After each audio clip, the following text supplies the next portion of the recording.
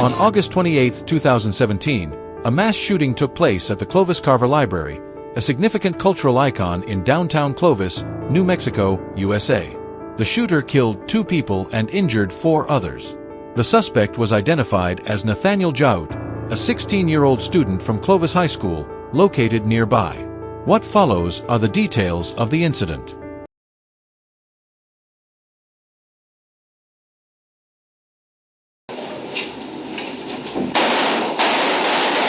A quiet afternoon at the Clovis Carver Public Library was completely shattered when the sound of gunfire echoed through the bookshelves. In the blink of an eye, an ordinary day for dozens of people turned into a terrifying nightmare as they faced a deadly hail of bullets from a crazed 16-year-old shooter. Police confronted this devastating threat to stop a mentally disturbed teenager driven by an inexplicable urge to kill. Idiot!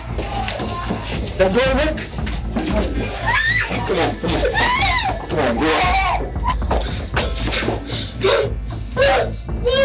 A solitary figure dressed in black approached the main entrance of the public library.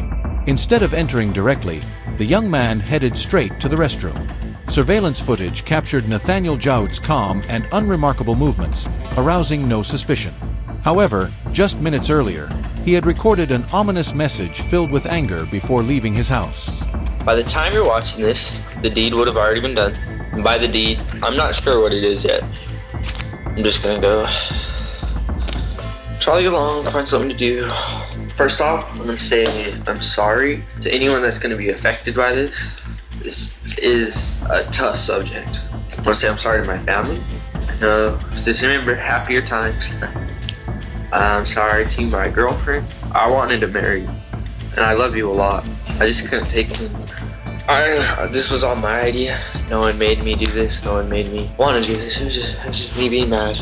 So I don't want my family to be punished in any sort of way. The suspect, Nathaniel Jaut, recorded moments of anger and despair on his phone, with chilling words that would send shivers down anyone who saw them. Before unleashing his bloody rage upon innocent people in the library, he took one final photo and posted it on Snapchat. In the final moments before Nathaniel fired his gun, he displayed a chillingly calm expression.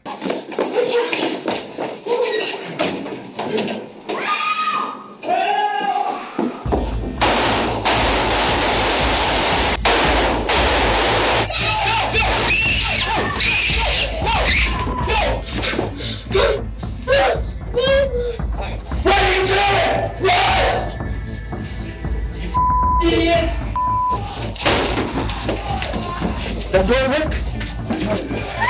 Come on, come on. Come on, go on. Not everyone had the courage to escape. The camera accidentally captured a woman risking her life to protect an innocent bystander before fleeing the terrifying library. Amid the tense scene, those inside the library were confronted head-on with the horrifying nightmare that was unfolding around them.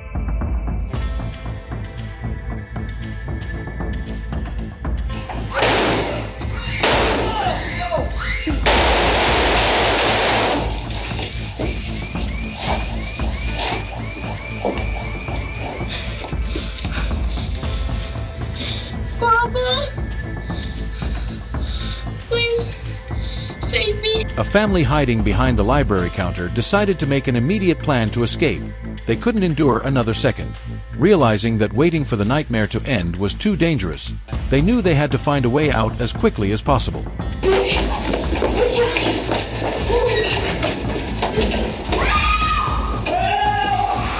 Hearing the desperate cries for help coming from inside the library, a man outside immediately took out his phone to call the police and report the situation. Without hesitation and despite the danger, he rushed into the library, determined to rescue his wife and child who were trapped inside.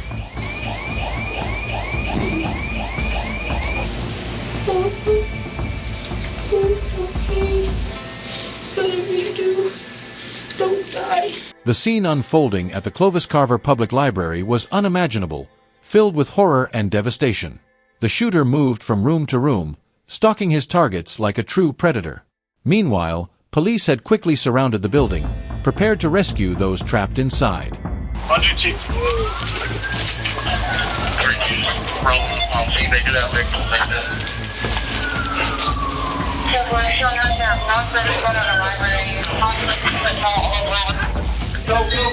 As the police entered the library, an overwhelming sense of unease and fear engulfed them. Danger could be lurking around every corner, hiding behind any door. Every person inside the library could potentially pose a threat, intensifying the atmosphere with extreme tension and suspense. We got 2 right here. Step away from the door. Step away from the door. Do it now. Go, go. Step away. Step away. Step out. Come out. Step out. Step out. Step out. Let us get out. Don't know who, you know who's shooting? No, we don't. Okay. He was in there the whole while. Get back in there. Get back in there and stay. Close the door and block it. Don't let anybody else in. I'm going in. Go. Police! Show me your hands. It's police. Police! Come here. Come here. Show me your hands. Show me your hands. Come on. Come on. Let's go. Let's go. Out. Out. Out. Come on. Yeah. Get in. Right over there. No, inside the bathroom. I know that's Clear.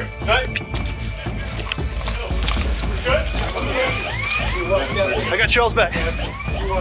Secure them. Good. Put your hands behind your back. Just protocol. All right, put your hands behind your back.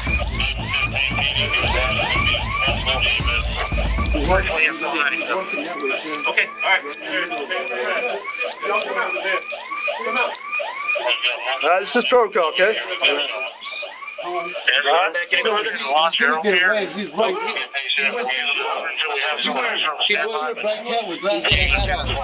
Which way did he go? To the left, that way. To the left? To the left, over there. Over there. This fatty dude, black dude, what? No, he's a white guy. It was surprising when the police handcuffed everyone, as one of them could very well have been the shooter. At that moment, the police had almost no leads regarding the case. Amid this tense atmosphere, an officer approached and began questioning 2 witnesses present at the scene when the incident occurred. Their testimonies proved to be the key, unlocking critical information about the unfolding mystery. Look at him. Look at his face. Come over this way. Come on. Come here. Come here. Come look. Hurry. Is that him? Yes, sir. Okay. I believe it. Okay, here, boss. Just wait right over there. We got it.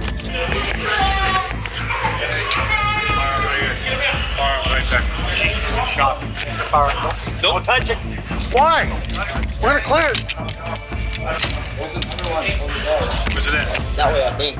The shooter was finally subdued by the police, lying motionless on the floor. Just moments before the police arrived, Nathaniel approached Lupe Aguirre, the person who had called the authorities, with a cold smile. Nathaniel ordered him to hang up, but Aguirre, with remarkable courage, bravely stood up to the shooter, declaring that the police were already there. At that moment, the shooter froze, visibly startled, and backed up a few steps before returning to the library's main room to surrender. Right there.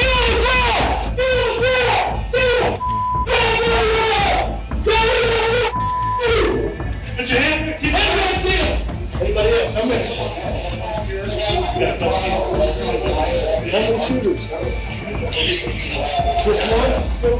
Less than 5 minutes had passed from the time Nathaniel's first shot rang out to when he was subdued by the police.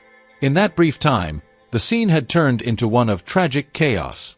Police at the back of the building were still uncertain if they had apprehended the right shooter or if others might be lurking in the shadows. Ambiguity and fear permeated the entire space, making the atmosphere extremely tense and oppressive.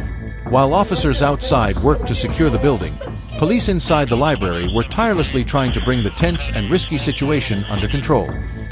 That marker stone right there. Is that marker stone? Which door? Put your hands in. Keep your hands in. Anybody else? How many? We got one that way. That's what I was trying to grab. Let's go. I'm gonna look left. Okay? Traffic on me. Stay down. Keep your hands out where I can see them, okay? We still looking for one? No, we have one. There's not 2.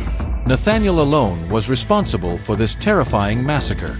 Before the tragic events at the Clovis Carver Library, there had been disturbing signs, along with ominous warnings about what was to come, leaving many in shock. Meanwhile, there were still urgent issues to address. The first police units began thoroughly inspecting the library and discovered numerous injured individuals from the horrific shooting. It's not. Scott, closet. It's not. It's not. I'm coming. Just go. What are you in? Hang tough, bud. A police officer discovered a trembling woman among the shelves and recognized her as Jessica Thone, the library secretary and the wife of a police officer. Unfortunately, she had been shot in the shoulder, causing great concern among those present. Is she? Yeah, all right. You got one in the arm. She's fine right now. Good. Got turning on it. It's my office. That door is locked from the outside, and no one can get through here. Okay. All right. I know you're still in the check. We're good. We're clear back here. Any ID here, homie? That's Wanda Walters. Okay, Wanda Walters. This is Christy. Christina Carter. Two library staff members, Christian Carter and Wanda Wanter, became unfortunate victims in this horrific shooting. Nathaniel's cold and brutal gunfire ended their lives in an instant. As the police continued to search the library, they encountered a devastating scene with numerous victims crying out for help, including innocent children. The rapidly increasing number of people in need of assistance made the situation even more serious and urgent. I have elderly male, GS6 to his left arm, juvenile, GS7. Hey, go over a little bit, get off the store. Answer to 21, a couple of you, elderly male with a gunshot wound to the arm, T10 on the wrist. Juvenile male, GS7 left hand. A scene of profound sorrow unfolded as a 10-year-old boy, Noah Molina, was taken from the scene in critical condition. Moments before this tragic event, Noah had innocently entered the restroom at the same time as the suspect, a seemingly harmless decision that tragically led to disaster. Just minutes later, he and his sister became victims of the brutal gunfire. Is that our suspect? Detective, is that our suspect? That's our suspect. Get him out.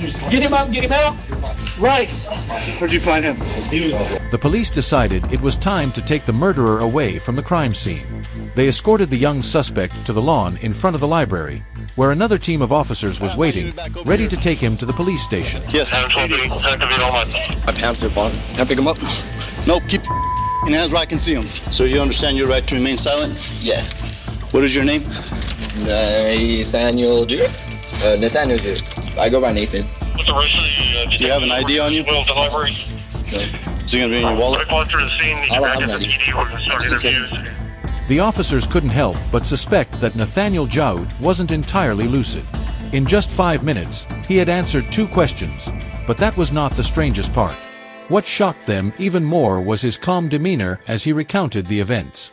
He not only described the murder in meticulous detail, but also calmly explained his motives and emotions during the act. His composure and clarity in giving his statement left the investigators chilled and astonished. The information he provided not only helped the police piece together the case, but also painted a disturbing picture of a cold-blooded killer's psychology. Yet, doubts lingered.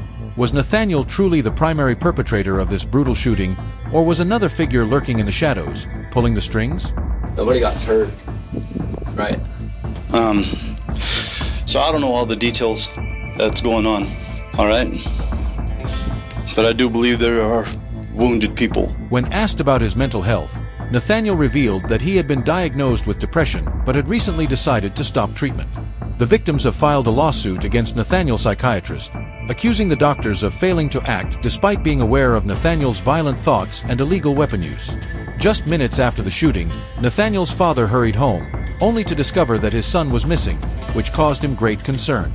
But it wasn't until Chris Jaoud found a strange object in his son's room that he became completely terrified. I looked in his room and found a couple more pocket knives and razor blades, and then what really got my attention was there was a $2 bill on his desk, and I have $2 bills in my gun safe, and I was thinking, I just went to go look. It was one of those, I kind of got just that funky feeling, you know.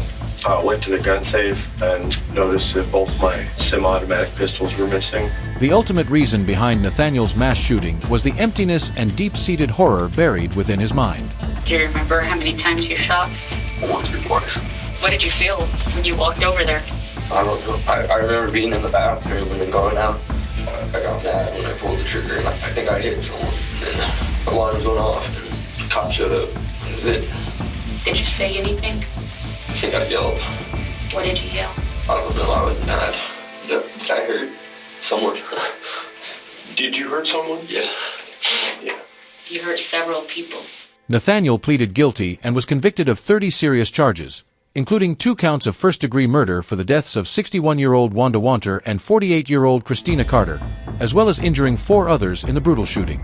On January 15, 2019, about 17 months after the shooting, Nathaniel was sentenced to life in prison plus an additional 45 years. According to this sentence, he would not be eligible for parole until 2051. However, a controversial new bill signed in 2023 banned life sentences for juveniles in New Mexico. Under the new law, juvenile offenders can apply for parole after serving 15 years, making Nathaniel Jaut eligible to appear before the parole board in 2033.